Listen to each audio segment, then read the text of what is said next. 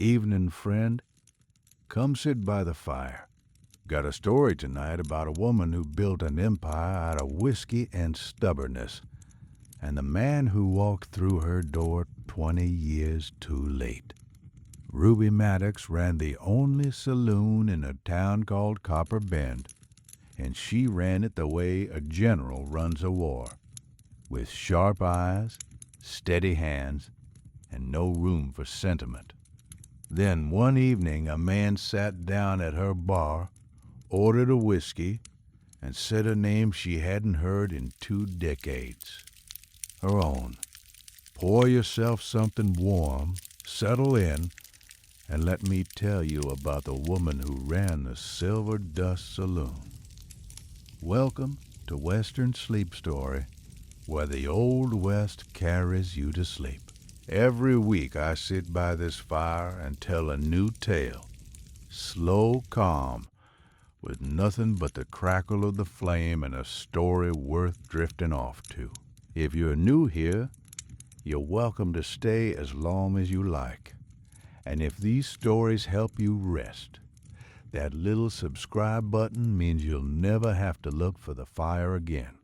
It'll be right here, waiting. Now, let me tell you how it all began. Copper Bend sat at the bottom of a valley in the Nevada Territory, wedged between 2 ridges of red rock that turned the color of dried blood at sunset. It was the kind of town that existed because of what lay underneath it. Silver, mostly, pulled from the earth in long, dark tunnels by men who had come west with big dreams and ended up with bad lungs and calloused hands. The mines had been running since 1868, and by 1882, the year this story takes place, Copper Bend had grown from a cluster of tents to a proper town, with a main street, a church, a general store, a bank, and 1 saloon. The Silver Dust. It sat at the end of Main Street like a period at the end of a sentence. A 2-story building with a wide porch, swinging doors, and a sign painted in gold letters that caught the late afternoon sun and threw it back at you like a challenge. The building was painted dark red, the color of good wine, and the windows were clean, always clean, which was unusual for a saloon and told you something about the woman who ran it, Ruby Maddox. She was 44 years old the autumn this story begins, though she looked both older and younger than that, depending on the light. Her hair was dark, not the soft dark of youth, but the deep, deliberate dark of a woman who had been touched by gray and refused to acknowledge it. She wore it pinned up in a style that was practical rather than fashionable, held in place with tortoise-shell combs that had been her mother's. Her face was what people called handsome rather than pretty. Strong jaw, high cheekbones, a mouth that defaulted to a straight line and only curved when she decided it should. Her eyes were the color of good bourbon, brown shot through with amber, and they missed nothing.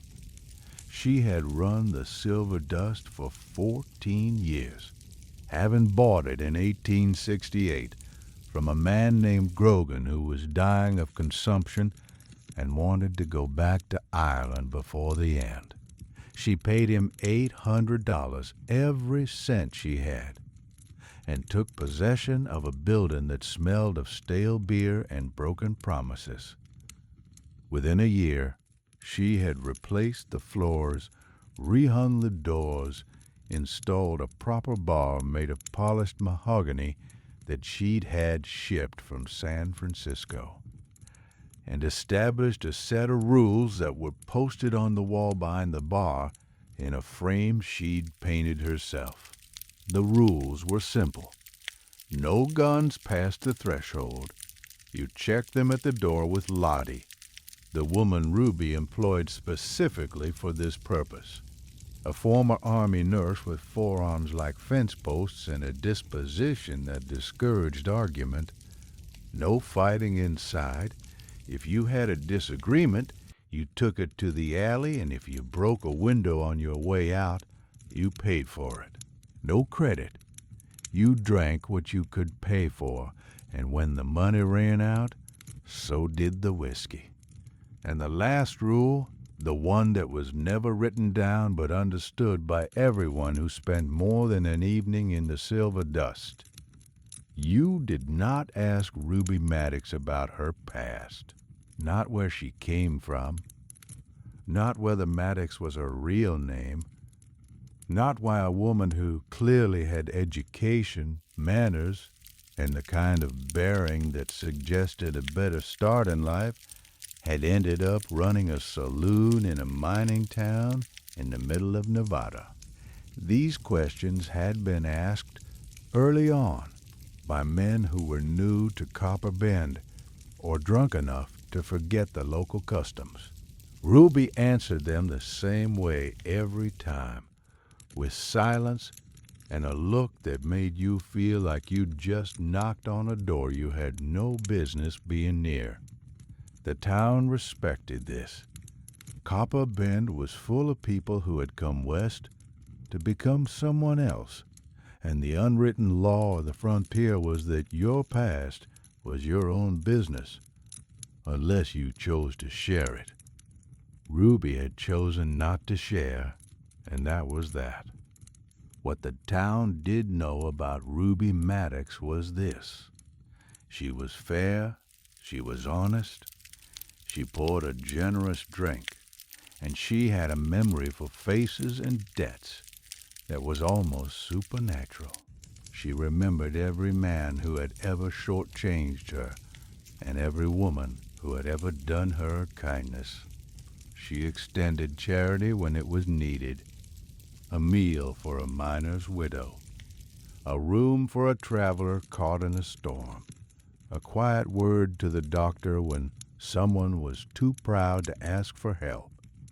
But she did it without fanfare, without expectation of gratitude, and without ever allowing anyone to mistake generosity for softness.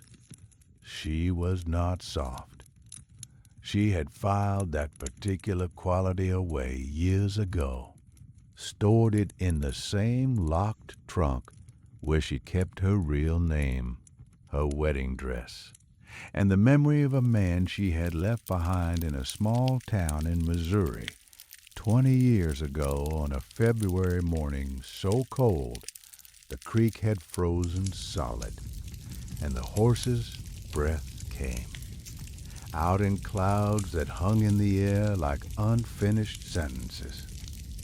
She didn't think about him. That was another rule, the most important one, the one she enforced on herself with the same iron discipline she brought to everything. She didn't think about Everett. She didn't wonder what he was doing, or whether he had remarried, or whether he still sat on the porch in the evenings and played that fiddle he was always tuning and never quite got right. She had cut that thread 20 years ago, and she had made her peace with the cutting. And the fact that her hand sometimes went to the bare place on her left ring finger where a gold band used to sit was just a habit, nothing more. Habits could be broken. She would break this one eventually. She was telling herself exactly that. For perhaps the 10,000th time, on the evening of October the 14th, 1882, when the doors of the Silver Dust swung open and a man walked in who changed the temperature of the room just by standing in it. He was not a remarkable-looking man. That was the first thing Ruby noticed, and she noticed it with the practiced eye of a woman who had spent 14 years reading people from behind a bar the way other people read books. He was tall, not unusually so, but tall enough to notice, with broad shoulders that had begun to round slightly, the way shoulders do on men who have spent their lives bending over work. His hair was gray, completely gray, the kind of gray that had once been brown and had surrendered to time without a fight. He wore it longer than was fashionable, curling slightly over the collar of a coat that had been good once, but was now worn at the elbows and patched at the right pocket. His boots were old but clean. His hands, when he placed them on the bar, were large and calloused, with a scar across the back of the left one that ran from knuckle to wrist, like a river on a map. He had a limp, not severe, just a slight hesitation in his right leg, a hitch in his stride that suggested an old injury that hadn't healed quite right and never would. He walked through the saloon the way a man walks through a place he's never been but isn't intimidated by. Steady, unhurried, eyes taken in the room without seeming to. He sat down at the end of the bar, the quiet end, the end near the wall where the lamplight was softest, and the conversations from the card tables blurred into a pleasant hum. He placed his hat on the bar, a dusty brown hat with a sweat-stained band, and when Lottie approached him about his gun, he unbuckled his holster without complaint, handed it over, and said, "Much obliged," in a voice that was low, polite, and entirely unremarkable. Ruby watched all of this from the other end of the bar, where she was pouring whiskey for a group of miners who had just come off a 12-hour shift and were celebrating the fact that the tunnel hadn't collapsed on them today. She watched the way a hawk watches the ground from a great height, alert, detached, cataloging details without emotional investment. She did not recognize him. She should have. 20 years is a long time, and people change. Faces broaden, hair grays, posture shifts. The body slowly becomes a different container for the same soul. But there was something in the way he placed his hands on the bar, palms down, fingers spread, that should have triggered a memory. It was the way a carpenter lays his hands on a workbench. It was the way a man touches wood when he has spent his life shaping it and can't stop reading the grain even when he's just ordering a drink. But she was busy, and the light was dim, and 20 years is 20 years. She walked over to him, drying a glass with a cloth, and said, "What'll you have?" "Whiskey," he said. "Whatever's good." She poured him a measure of the Jameson, the good stuff, the one she kept behind the other bottles for customers who said, "Whatever's good," instead of just asking for the cheapest thing on the shelf. She set the glass in front of him, and he wrapped his hand around it but didn't drink. He just held it, looking at the amber liquid the way some people look at a photograph, like it contained something he was trying to remember. "Passing through?" Ruby asked. It was her standard question for strangers. Copper Bend wasn't on the way to anywhere. You didn't end up here unless you were looking for work in the mines or running from something. "Not sure yet," he said. She nodded. That was a common answer, too. "Room upstairs is $2 a night. Includes breakfast. Dinner's extra. Bath is 50 cents, and the water's hot on Tuesdays and Fridays." "Thank you, ma'am." He paused. Then he looked up at her, and his eyes, gray eyes the color of creek water on an overcast day, met hers, and something in them shifted. It was subtle, a tightening around the corners, a slight widening, quickly controlled. The look of a man who has just seen something he expected but wasn't prepared for. "This is a fine place," he said. "You build it yourself?" "I did." "It shows. The woodwork is beautiful, especially the bar. Someone who knew would pick this piece." Ruby felt something stir in a place she had long considered dead.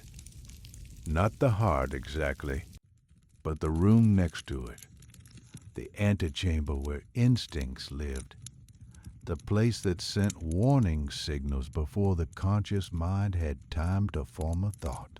Something about this man, something about the way he talked about wood, something about those hands, those large, scarred, careful hands that held the whiskey glass the way you'd hold a bird, firm enough not to drop, gentle enough not to crush. "You know wood?" she asked, keeping her voice level. "I'm a carpenter," he said. "Or I was. Hard to say what I am now. Just a man looking for a place to sit for a while, I suppose." He lifted the glass, finally, and took a sip. He closed his eyes when the whiskey hit his tongue. Not in the performative way that some men do, showing off their appreciation, but in the private way of a man who has been cold and tired and is tasting warmth for the first time in a long time. He set the glass down. He looked at her again. "My name is Everett," he said. "Everett Maddox." The glass Ruby was holding slipped from her fingers and shattered on the floor. The sound was sharp and sudden, cutting through the hum of the saloon like a gunshot. Every head turned. Ruby stood absolutely still, her hand still in the position it had been in when the glass left it, her face white, her eyes locked on the man at the end of the bar. Everett looked at the broken glass on the floor. He looked at Ruby. His gray eyes were steady, calm, carrying the particular kind of sorrow that only exists in men who have had a very long time to get used to it. "Hello, Alma," he said quietly. Alma, not Ruby. Alma, the name she had shed like a snake sheds its skin, leaving it behind in a small house in Missouri, alongside a marriage, a husband, and a version of herself she had spent 20 years trying to forget. The room was watching. Ruby felt every eye in the place on her. Miners, card players, Lottie by the door, Clara the barmaid halfway through pouring a beer. Ruby Maddox, the woman who never lost her composure, who handled drunks and brawls and bad news with the same unshakable calm, was standing behind her own bar with broken glass at her feet and the past sitting in front of her with a whiskey and a gentle voice. She bent down, picked up the largest piece of glass, and set it on the bar. She straightened her back. She smoothed her apron, and she said in a voice that was almost steady, "Kitchen's closed. Your room is the second door on the left, top of the stairs. Breakfast is at 7. Then she turned and walked through the door behind the bar, into the back room, closed the door, and stood in the darkness with her hand over her mouth and her eyes shut tight and her heart doing something it hadn't done in 20 years. It was beating like it meant it. She didn't sleep that night. She lay in her room, the small, neat room above the saloon that she had made her own over 14 years, with its iron bed and its patchwork quilt and the framed daguerreotype of her mother on the nightstand, and stared at the ceiling while the sounds of Copper Ben's night filtered through the walls. A dog barking, a drunk singing off-key in the street, the creak of the building settling, a sound she usually found comforting, but tonight found accusatory, as if the building itself was asking her questions she didn't want to answer. Everett was in the room next door. She could hear him through the thin wall, the creak of the bed frame as he shifted, the soft thud of boots being set on the floor, the brief, quiet sound of a man clearing his throat. Sound she hadn't heard in 20 years but recognized instantly, the way you recognize a melody you thought you'd forgotten. Not with your mind, but with your body, with the muscle memory of 1,000 nights spent listening to exactly those sounds in a house 1,500 miles and a lifetime away. She had left him. That was the fact of it, stripped of context and excuse and the elaborate architecture of justification she had built around it over 2 decades. She had left him on a February morning in 1862. While he was at the workshop and the house was empty and the silence was so thick she could hear her own heartbeat, she packed one bag. She took $12 from the coffee tin on the shelf, half of what was there, exactly half, because even in the act of leaving she could not bring herself to be unfair. She left no note. She walked to the stage depot and bought a ticket west. And she didn't look back because she knew that if she looked back, she would stop. And if she stopped, she would stay. And if she stayed, the thing inside her that was slowly dying would finish the job. The thing that was dying was harder to name than she wanted it to be. It wasn't love. She had loved Everett, still loved him in the way you love a landscape you no longer live in, a place that shaped you even after you've left it. It wasn't happiness. They hadn't been unhappy exactly, not in the way that leads to shouting and slammed doors and neighbors' whispered speculation. It was something quieter than that, more insidious. It was the slow, suffocating realization that the life she was living was too small for the person she was becoming. Everett was a good man, a carpenter by trade, a gentle soul by nature. He built furniture, chairs, tables, cabinets, with a precision and care that bordered on devotion. Each joint was perfect. Each surface was smooth. He could spend an entire afternoon on a single dovetail, working the wood with a patience that Ruby, Alma then, found both admirable and maddening. He was content. That was the word. Content with his workshop, his Sunday dinners with the neighbors, his fiddle on the porch in the evenings, his wife who kept the garden and mended the curtains and baked bread on Wednesdays. Content. And Alma was not. She wanted more. Not more money, not more status, not the specific tangible things that could be pointed to and acquired. She wanted more space.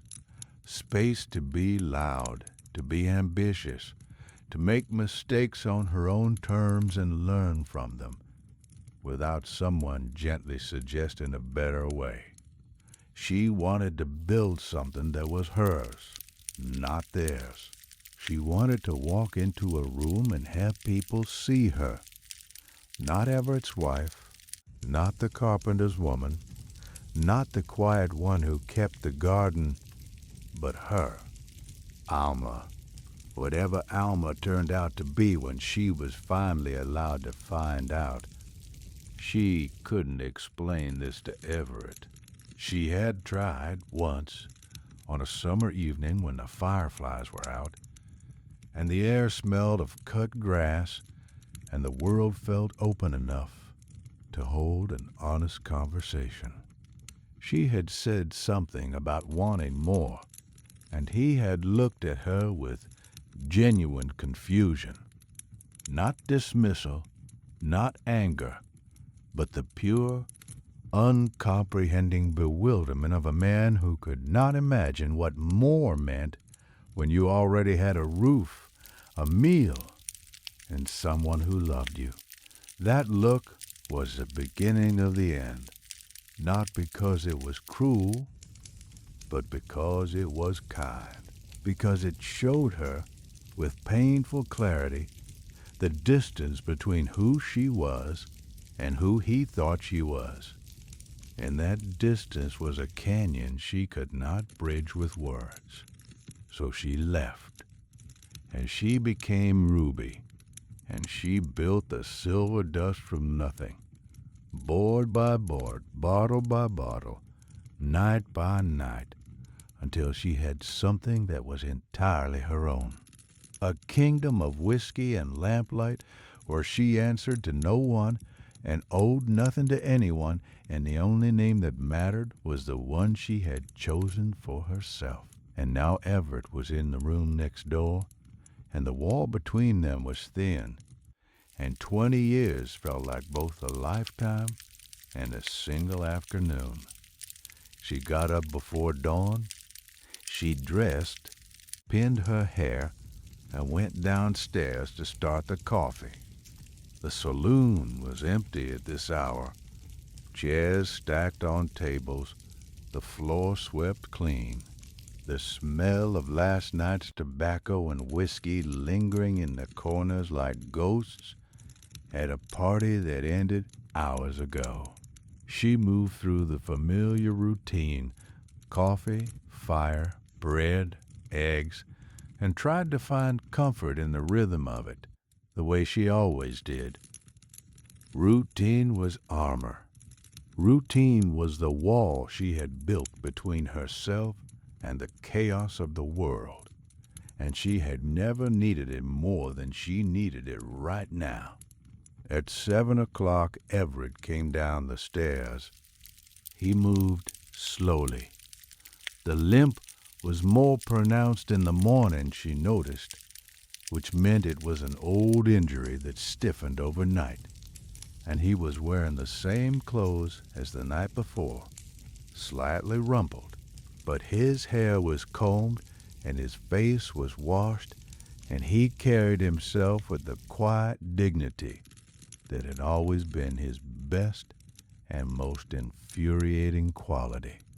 He sat down at the table near the window. Ruby brought him coffee, eggs, and toast. She set the plate down without a word and turned to leave. Alma, her back was to him. She didn't turn around. "I didn't come here to make trouble," he said. "I just needed to see that you were alive, that you were all right. I can leave today if you want."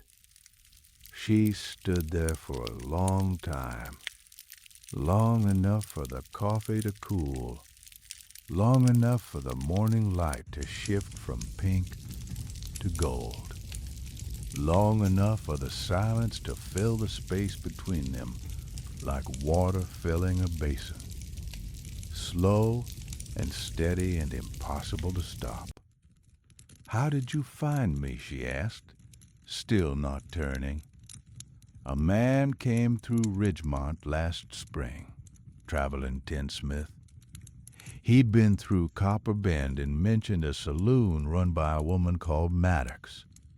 Said she was dark-haired, sharp-tongued, and the best pour between Denver and the coast. Everett paused. I only know one woman who pours like that. Ruby closed her eyes.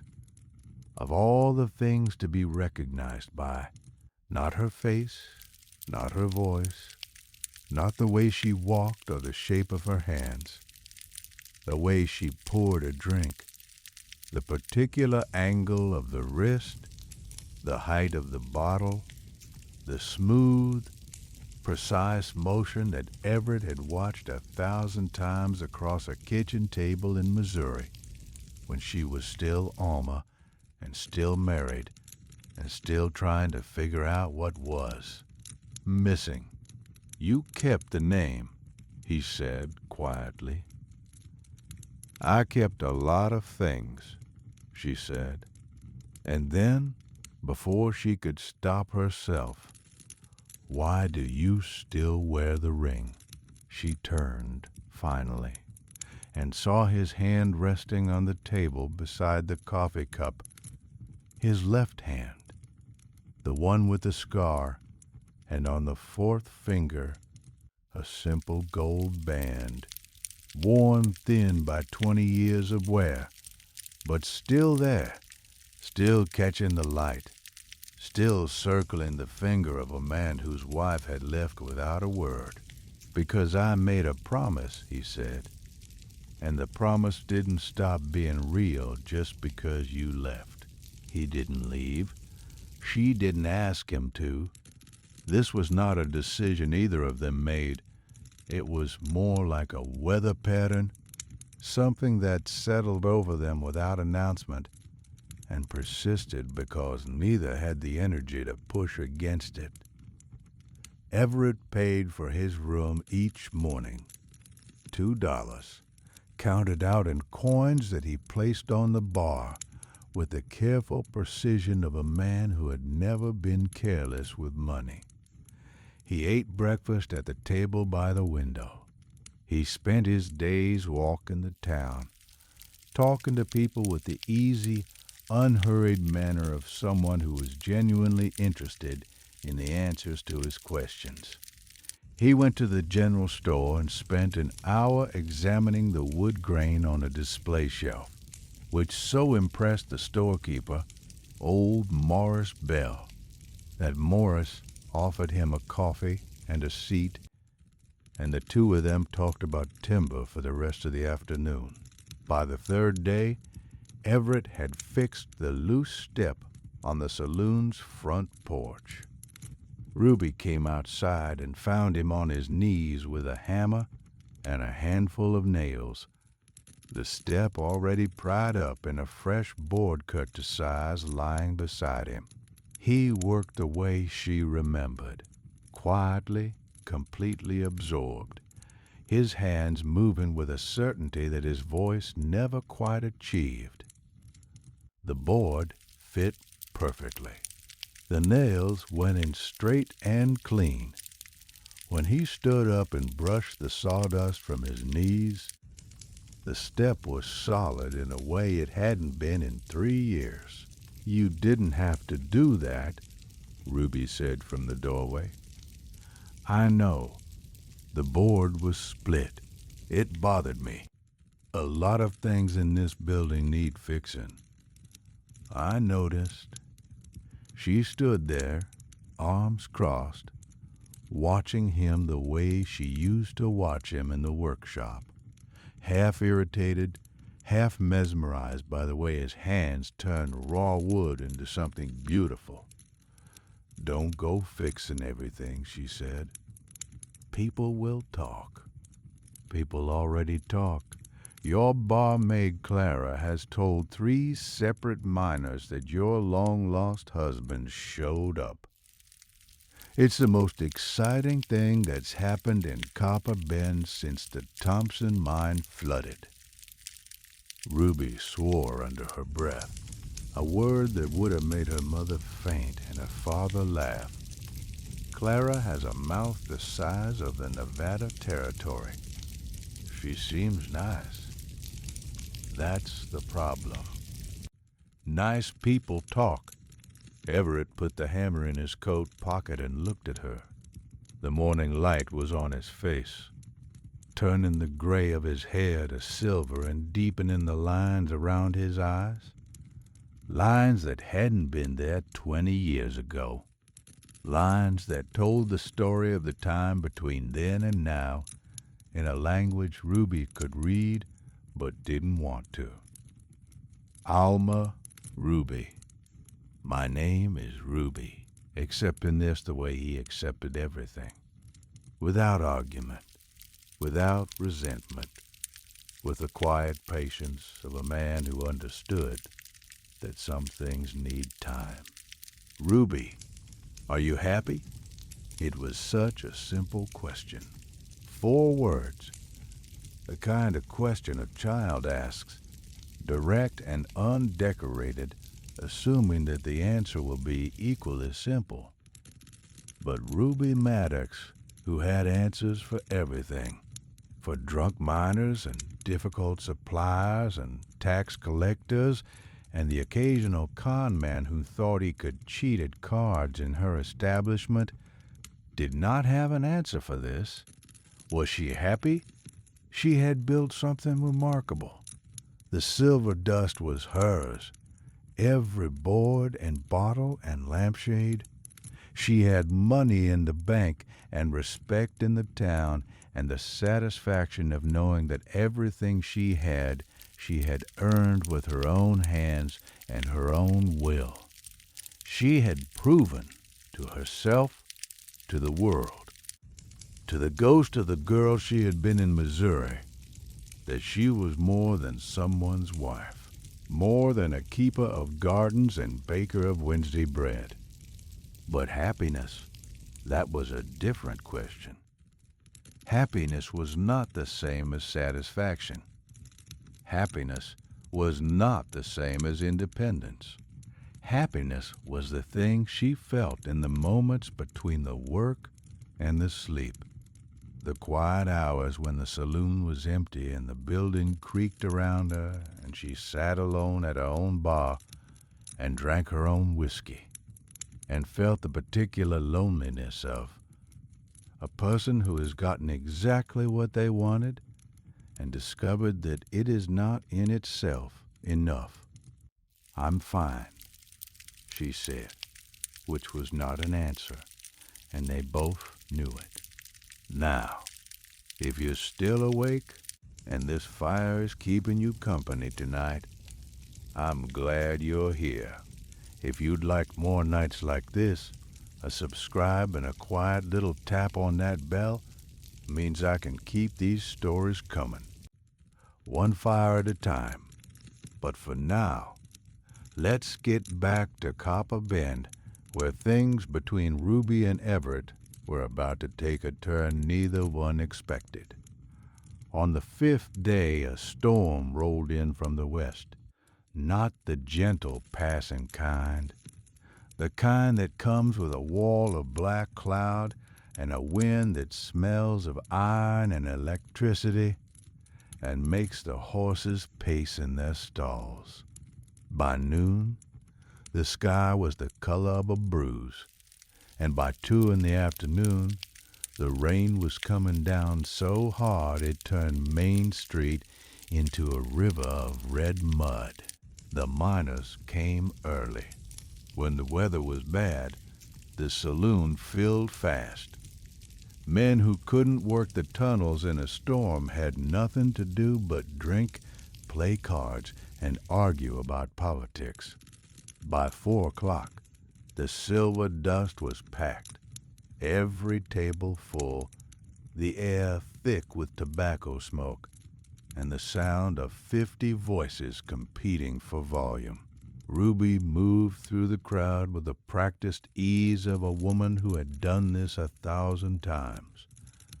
Pouring, serving, settling disputes with a look, keeping the card games honest with an attention to detail that would have impressed a bank auditor. She was good at this. She was very good at this. And on nights like these, when the saloon was alive and buzzing, and every glass was full and every table was occupied, she could almost convince herself that this was enough. That the noise and the light and the ceaseless motion of work were sufficient to fill the spaces that quiet left empty. Everett was sitting at his usual spot at the end of the bar, nursing a whiskey he had been working on for 2 hours, watching Ruby work with an expression she couldn't quite read. It wasn't admiration exactly, though there was admiration in it. It wasn't sadness, though sadness was there too. It was something closer to understanding. The look of a man who was seeing for the first time the thing his wife had been trying to tell him on that summer evening with the fireflies. The thing she couldn't put into words because words weren't big enough to hold it. She was good at this. She was born for this, and he could see now, 20 years too late, that the life he had offered her in Missouri, the small house, the quiet evenings, the comfortable, predictable rhythm of days, had been a cage built with the best of intentions. He hadn't known it was a cage. He had thought it was a home. The difference, he was beginning to understand, depended on who was living in it. At 9 o'clock, the trouble started. A miner named Buckley, big, red-faced, the kind of man who got louder with each drink and meaner with each hour, accused another miner named Strand of cheating at cards. Strand denied it. Buckley called him a liar. Strand stood up. His chair fell backward. The men at the neighboring tables moved away with the practiced speed of people who had seen this before and knew what came next. Ruby was there in 4 steps. She put herself between the 2 men, a woman half their size, standing in the space where fists were about to fly, and said, in a voice that carried across the entire saloon without rising above conversational volume, "Gentlemen, you know the rules." His face was red, his fists were clenched, and his eyes had the glazed, unfocused look of a man who had drunk past the point where reason lived. "Stay out of this, Ruby. This is my floor, my tables, and my cards. Nothing here is out of this. Take it outside or sit down." Buckley swayed. For a moment the room held its breath.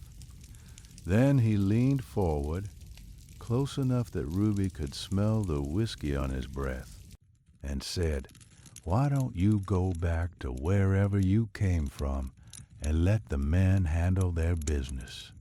The silence that followed was absolute. Every eye in the room was on Ruby. The clock on the wall ticked once, twice, 3 times. Ruby looked up at Buckley with an expression that combined perfect calm with the kind of quiet fury that makes strong men reconsider their choices. She opened her mouth to respond. And then Everett was there. He didn't shout. He didn't push. He simply stood up from his stool, walked over, and placed himself beside Ruby. Not in front of her, not between her and Buckley, but beside her, shoulder to shoulder, in the way a second wall rises next to the first. He didn't touch Buckley. He didn't speak. He just stood there, tall and quiet and steady, with his gray eyes fixed on Buckley's face, and his large, scarred hands hanging loose at his sides. Buckley looked at Everett. Everett looked at Buckley. Something passed between them.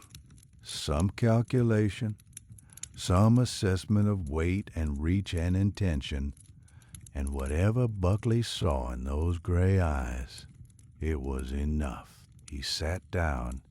Strand sat down. The room exhaled. Ruby turned and walked back behind the bar, her heart hammering, her face revealing nothing. Everett returned to his stool, picked up his whiskey, and took a sip as if nothing had happened. "I didn't need your help," Ruby said, low enough that only he could hear. "I know," Everett said. "I wasn't helping you. I was helping him. He was about to make a mistake he couldn't take back. This man she had married and abandoned and tried for 20 years to forget, and felt the architecture of her solitude develop a crack so deep she could hear the wind blowing through it. The storm lasted 3 days. On the second night, after the saloon was closed and the last miner had stumbled home and Lottie had locked the doors and gone to her room, Ruby found herself sitting at the bar with a glass of whiskey in the kind of silence that demands to be filled. She heard his step on the stairs before she saw him. That distinctive hitch. The sound of a man navigating his way carefully down a staircase in the dark. He appeared in the doorway, fully dressed despite the hour, as if he too had been lying awake and waiting for something, though neither of them could have said what. "Can't sleep?" she asked. "Never could during storms. You remember." She remembered him sitting up on stormy nights in Missouri, reading by candlelight while the rain hammered the roof, occasionally getting up to check the workshop windows. She remembered the way the candlelight caught the side of his face, the way his lips moved slightly when he read, the way he always looked up and smiled when he caught her watching him. "Sit down," she said. It was not warm. It was not cold. It was the tone of a woman who had made a decision that her feelings hadn't caught up with yet. He sat. She poured him a whiskey. They sat side by side at the bar, not looking at each other, looking instead at their own reflections in the mirror behind the bottles.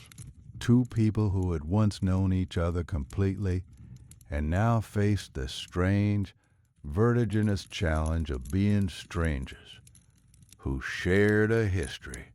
"Why did you come?" Ruby asked. "I told you. I needed to know you were alive. You could have written. You didn't leave an address. You could have hired someone. I did once. A man in Kansas City. He traced you as far as Denver, then lost the trail. That was in 71. I stopped looking after that." He paused. "Not because I stopped wanting to find you, because I realized that if you wanted to be found, you wouldn't have tried so hard to disappear." Ruby turned the whiskey glass in her hands. The liquid caught the lamplight and turned it to gold. "I'm sorry," she said. The words came out rougher than she intended, as if they had been stored in a place that didn't get much use. "For leaving the way I did, without a word. You deserve better than that." "Yes," Everett said. "I did." She looked at him, surprised. She had expected him to say it was all right, to be gentle, to offer the absolution he had always been so generous with. The simple, unadorned agreement caught her off guard, and she felt For the first time, the full weight of what she had done, not to herself, not to her future, but to him, to this man who had loved her and been left without explanation, without farewell, without even the dignity of a reason. "I couldn't stay," she said. "I was dying there, Everett. Not in a way you could see, but—" "I know," he said, and this time his voice was gentle. "I didn't know then. I know now. I've had 20 years to think about it, and somewhere around year 12, I started to understand. You weren't built for that life. I just couldn't see it because I was." The lamp flickered. The building creaked and groaned around them like an old ship in a storm. "Were you angry?" she asked. "For a while. The first year, mostly. Then the anger burned out, and what was left was just missing. Missing you the way you miss a limb. You know it's gone. You stop expecting it to be there. But you still reach for things with a hand that doesn't exist anymore." Ruby's throat tightened. She took a drink of whiskey to loosen it. "I kept the workshop," he said. "Built a rocking chair the spring after you left. Then a cradle. Though we never—" He stopped, cleared his throat. "Then more chairs. Then cabinets. Then a whole dining set for the church. Kept my hands busy. Hands are easier to manage than thoughts. The limp? Horse threw me in 76. Broke the leg in 2 places. Doc said I was lucky it wasn't 3. He smiled. The first real smile she'd seen from him. Small and crooked and exactly the same as it had been 20 years ago. "I'm not as quick as I used to be, but I get where I'm going." They sat in silence for a long time, the kind of silence that exists between people who have said the hardest things and are resting before they say the rest. "What do you want, Everett?" Ruby asked. "Nothing you don't want to give." "That's not an answer. It's the only honest one I have."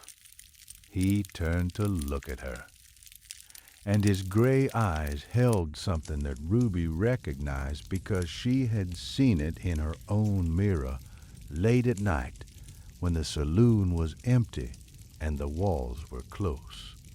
The look of someone who has been alone for a very long time and is tired of pretending it doesn't matter.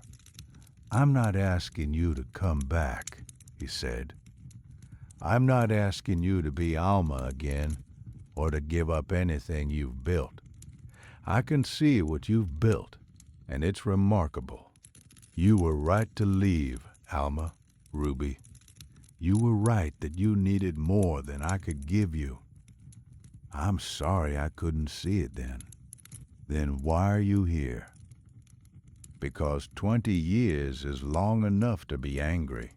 It's long enough to grieve. It's long enough to understand. But it's not long enough to stop loving someone. And I hoped, that maybe it was long enough for us to sit at a bar and have a drink and be honest with each other for the first time."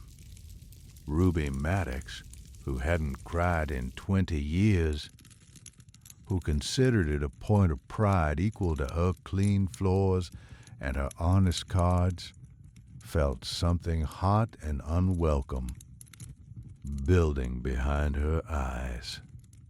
"You always were the patient one," she said. "I waited 20 years. What's one more evening?" The storm broke on the 3rd morning. The sky cleared to a pale washed blue. The mud on Main Street began to dry. and Copper Bend shook itself like a dog after a swim and went back to the business of pulling silver out of the ground. Everett packed his bag. Ruby heard him through the wall, the thud of boots, the click of a buckle, the creak of the bed as he sat to tie his laces.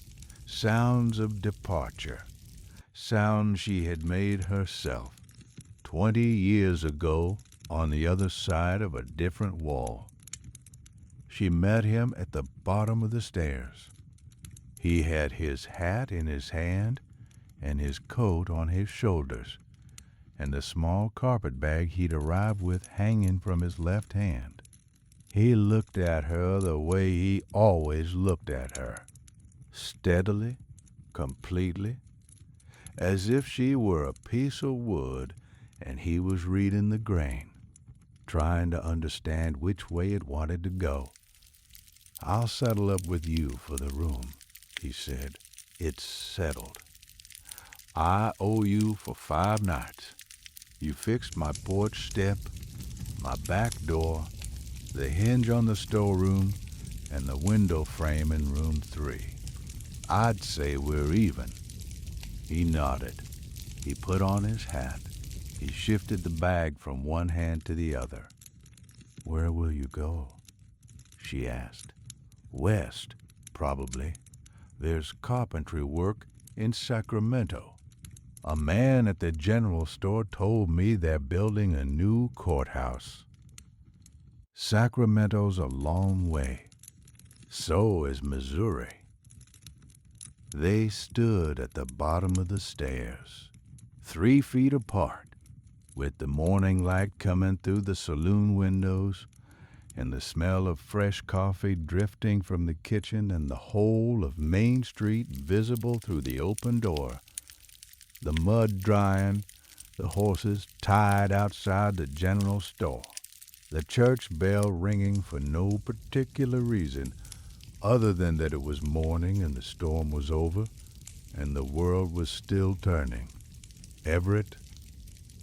Ruby looked at this man, this quiet, patient, stubborn, infuriatingly decent man who had traveled 1,500 miles on a bad leg to sit at her bar and drink her whiskey and tell her that 20 years wasn't long enough to stop loving someone, and she felt the thing she had been running from for 2 decades finally catch up to her.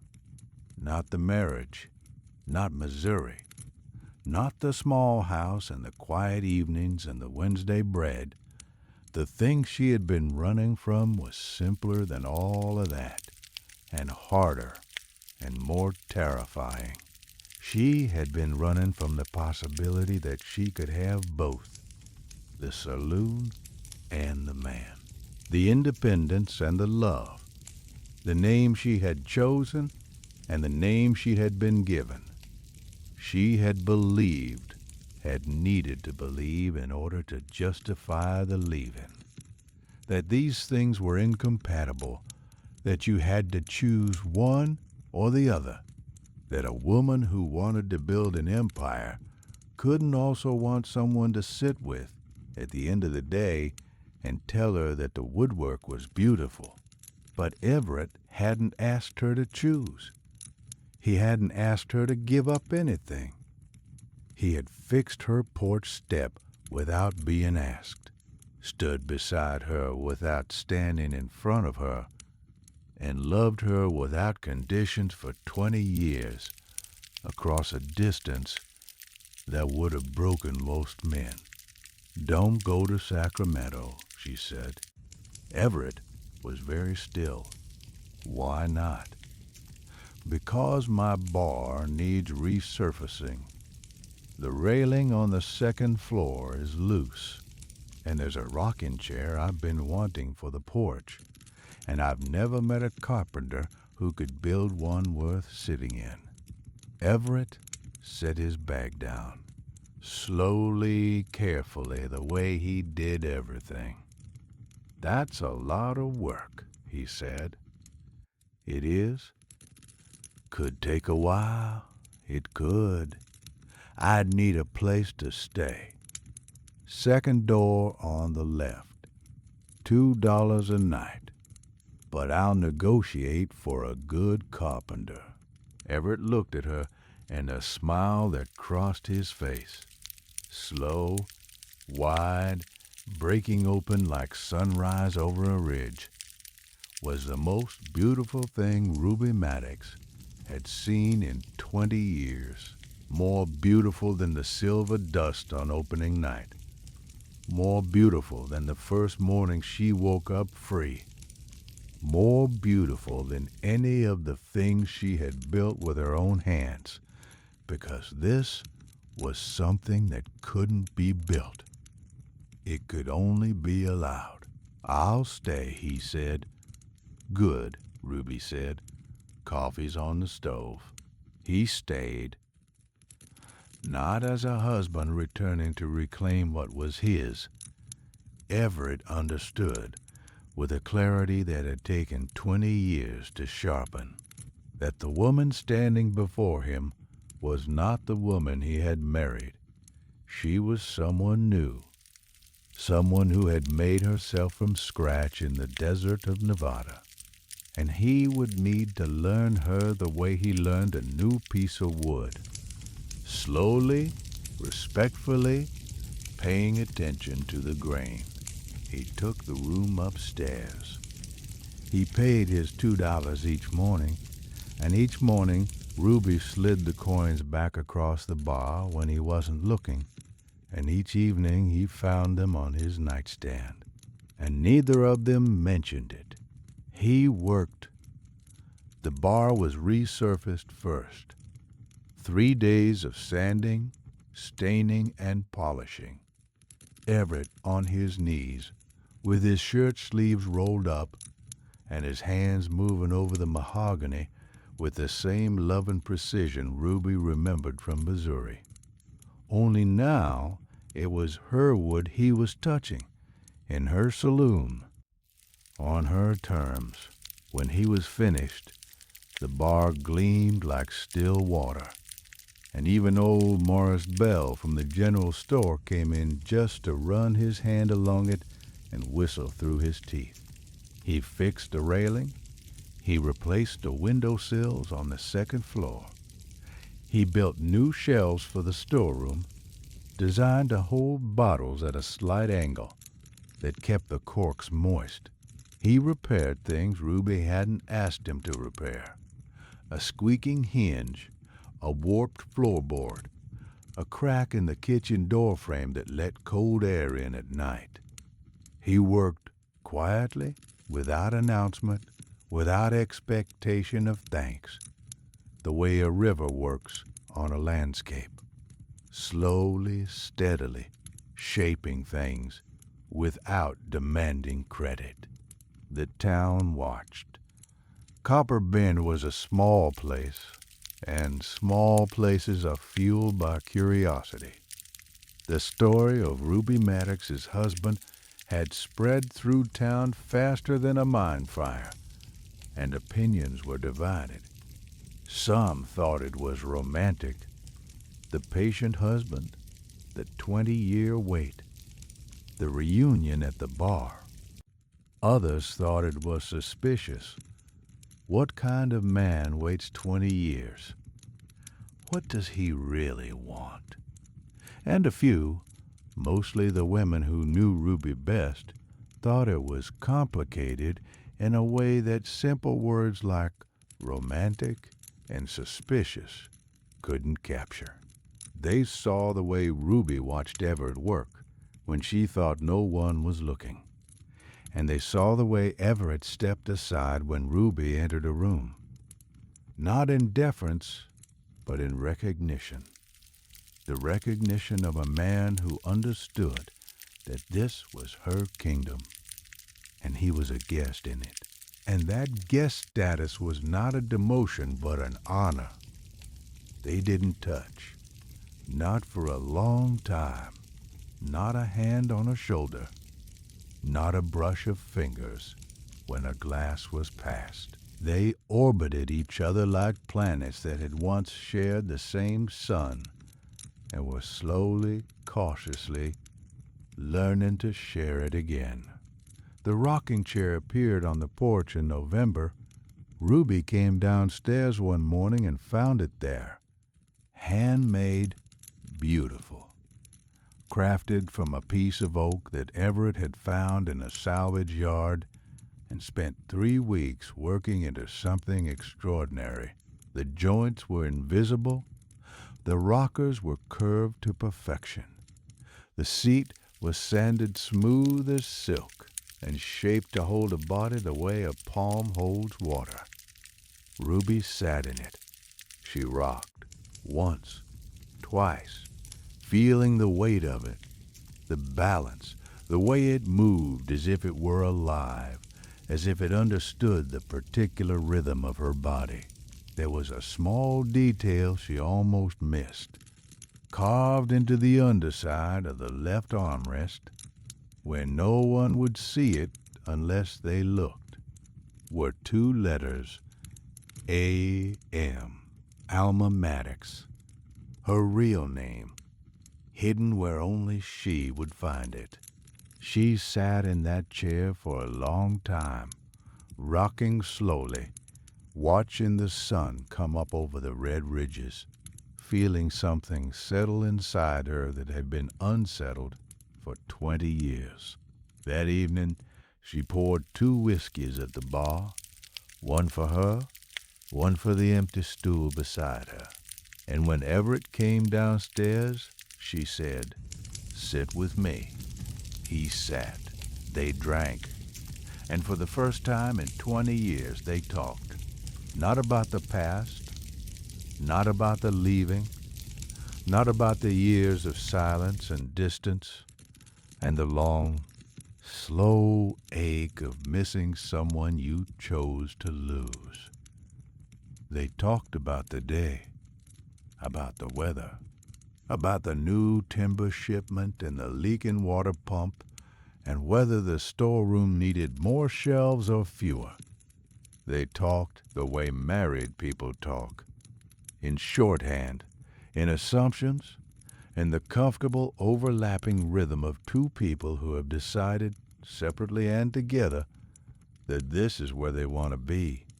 Spring came to Copper Bend the way it came every year, violently in a burst of wildflowers and snow melt and wind that carried the smell of sage from the hills.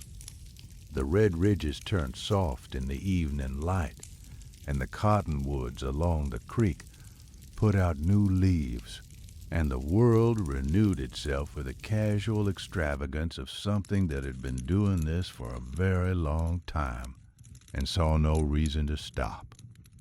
On a warm April evening, Ruby was sitting in her rocking chair on the porch when Everett came outside with 2 cups of coffee. He handed her one and leaned against the railing he had fixed, the one that no longer wobbled. "I have a question," he said. "Go ahead. Do you want me to stop paying for the room?" Ruby looked at him. The setting sun was behind him, turning his gray hair to silver and casting his face in warm shadow. He was smiling, that small, crooked, hopeful smile that she had loved in Missouri and had missed in Nevada, and was learning slowly and with great care to love again. "I think," Ruby said, "that the room could use a more permanent arrangement." Everett nodded. "I was hoping you'd say that. One condition." "Name it." "The name stays Ruby. The saloon stays mine. And if I tell you to fix something, it's because it needs fixing, not because I need you." "Understood. Good." She reached out and took his hand. The left one, the one with the scar, the one with the ring. She held it the way you hold something you've lost and found again, firmly, carefully, with the full understanding of what it costs to let go and what it takes to hold on. They sat on the porch together as the light faded and the stars came out, and the sounds of Copper Bend settled into the soft, steady hum of a town going to sleep. The silver dust stood behind them, solid and warm and alive, with the memory of 14 years of Ruby Maddox building something from nothing. And beside her sat a man who had waited 20 years for a woman who told him not to follow, and who had followed anyway. Not to bring her back, but to find out who she had become. And that is the way I heard it told. The fire is getting low now. You know, some people think that love means staying in one place, and sometimes it does. But sometimes love means having the courage to leave, and the grace to come back, and the wisdom to know that the person you return to might not be the person you left. And that's not just all right. That's the whole point. Ruby Maddox left her husband to find herself. Everett Maddox waited 20 years to find her again. And what they built together in that saloon at the end of Main Street was something neither of them could have built alone. You rest easy tonight, friend. And if this story gave you a quiet place to land, I'd be grateful if you'd share it with someone who could use a peaceful night. Leave me a word in the comments. Tell me where the fire took you tonight. I read every one. I will be right here next time you need a story. The fire will be burning, same as always. Good night.